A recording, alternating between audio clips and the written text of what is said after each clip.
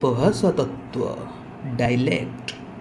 ଉପଭାଷା ତତ୍ତ୍ୱ ହେଉଛି ଭାଷା ବିଜ୍ଞାନର ଏକ ଶାଖା ଯାହା ଏକ ଭାଷାର ବିଭିନ୍ନ ଆଞ୍ଚଳିକ ରୂପ ରିଜନାଲ ଫର୍ମ ଏଗୁଡ଼ିକ ଭୌଗୋଳିକ, ସାମାଜିକ ଓ ଐତିହାସିକ ଦିଗକୁ ଅନୁଧ୍ୟାନ କରେ।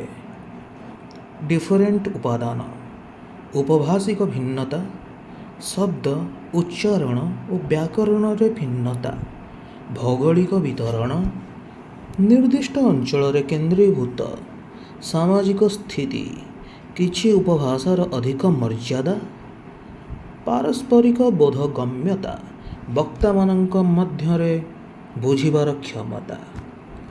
ଓଡ଼ିଆ ଭାଷାର ଉପଭାଷା: ମାନକ ଓଡ଼ିଆ କଟକ ଭୁବନେଶ୍ୱର, ଉତ୍ତର ଓଡ଼ିଆ ବାଲେଶ୍ୱର ମୟୂରଭଞ୍ଜ, ଦକ୍ଷିଣ ଓଡ଼ିଆ ଗଞ୍ଜାମ କୋରାପୁଟ, ପଶ୍ଚିମ ଓଡ଼ିଆ ବା ସମ୍ବଲପୁରୀ ବଲାଙ୍ଗୀର, କେନ୍ଦ୍ରୀୟ ଓଡ଼ିଆ ଢେଙ୍କାନାଳ ଅନୁଗୁଳ।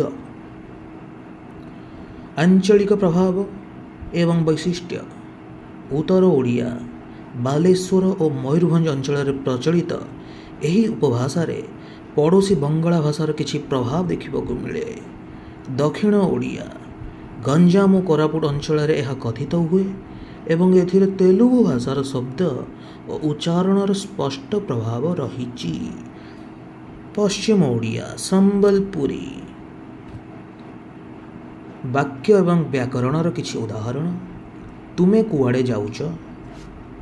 ଏଇଟା ହେଲା ମାନକ ଓଡ଼ିଆ କଟକୀ ଓଡ଼ିଆ।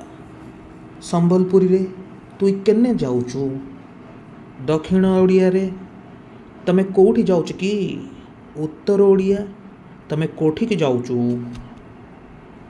ଶବ୍ଦାବଳୀ ଭୋକାବୁଲାରୀ: ମାନକ ଓଡ଼ିଆ ବାବା, ପଶ୍ଚିମ ଓଡ଼ିଆରେ ବୁଆ, ଦକ୍ଷିଣରେ ବା, ପୁଅ ଟୁରା ଟୋକା, ଝିଅ ଟୁକେଲ ଟୋକି, କେମିତି କେନପୁରା କେନ୍ତେଇ।